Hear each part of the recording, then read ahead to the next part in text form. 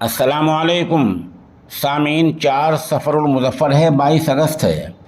عنوان ہے دعائے حزب البحر۔ اس دعا کا وظیفہ کل بدھ کے دن بعد نماز مغرب سے شروع ہو جائے گا۔ عموماً ماہ صفر المظفر کی 6، 7 اور 8 تاریخ میں اس کا وظیفہ ہوا کرتا ہے۔ ہمارے علاقے میں مغربی یوپی میں یہ کہاں ہوتا ہے، اس بارے میں صحافی ڈاکٹر عظمت اللہ خان بتا رہے ہیں کہ مدرسہ جامع العلوم اشرفیہ باغپت، جامعہ اشرف العلوم رشیدی گنگوہ، جامعہ بدر العلوم گڑھی دولت اور جامعہ امداد العلوم عیدگاہ پسندہ، اسی طرح دوسری ریاستوں کی بہت سی خانقوں میں بھی اس وظیفے کا اہتمام ہوتا ہے۔ ان تمام اداروں کے ذمہ داران تصوف کے سلسلے سے وابستہ ہیں۔ دعائے حزب البحر کیا ہے؟ یہ دعا تصوف کے بڑے امام ابو الحسن شاذلی رحمۃ اللہ علیہ کے دل پر القاء ہوئی ہے۔ یہ دعا صوفیہ میں بہت مقبول ہے اور تصوف کے سلاسلۂ اربعہ نے بھی اس کو اپنایا ہے۔ امام ابو الحسن شاذلی رحمۃ اللہ علیہ کی پیدائش 571 ہجری میں ہوئی ہے۔ بتایا جاتا ہے کہ شیخ شاذلی رحمۃ اللہ علیہ پانی کے جہاز میں سوار تھے۔ سفر کے دوران ہوا مخالف سمت چلنے لگی تو جہاز چلانے والا اور اس میں سوار مسافر بہت گھبرائے، کیونکہ مخالف سمت ہوا چلنے سے پانی کے جہاز کے ڈوبنے کا اندیشہ رہتا ہے۔ اسی جہاز میں شیخ ابو الحسن رحمۃ اللہ علیہ بھی سوار تھے۔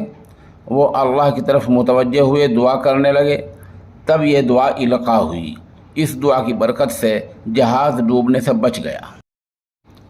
امام الحدیث شاہ ولی اللہ نے اپنی کتاب حوامع میں دعائے حزب البحر کے بہت سے فوائد لکھے ہیں۔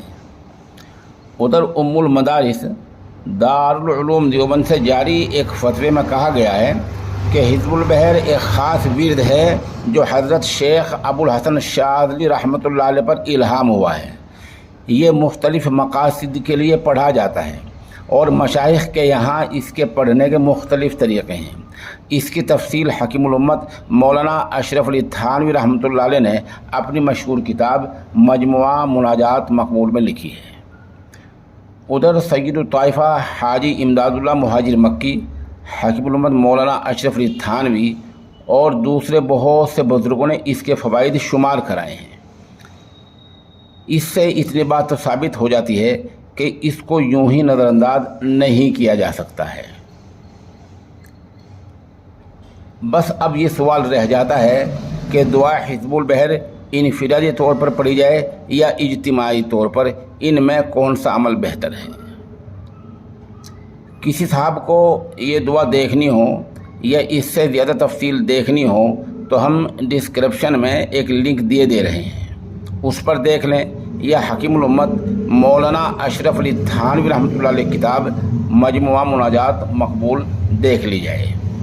رہے وہ نوعمر لوگ جبہ پوش جو سوشل میڈیا پر آ کر دعائے حزب البحر کو مسترد اور کنڈم کیا کرتے ہیں، ان کی بات اس لیے معتبر نہیں ہے کہ امام الحدیث شاہ ولی اللہ جیسا متبحر عالم، حاجی امداد اللہ مہاجر مکی رحمۃ اللہ علیہ جیسا جلیل القدر عالم دین، مولانا اشرف علی تھانوی رحمۃ اللہ علیہ، ام المدارس دارالعلوم دیوبند، مظاہر العلوم سہارنپور اور اس کے ساتھ ساتھ علماء بریلی بھی سب، اور تصوف کے جتنے سلسلے ہیں وہ تمام اس دعا کے قائل ہیں اور ان میں دعا بہت مقبول ہے۔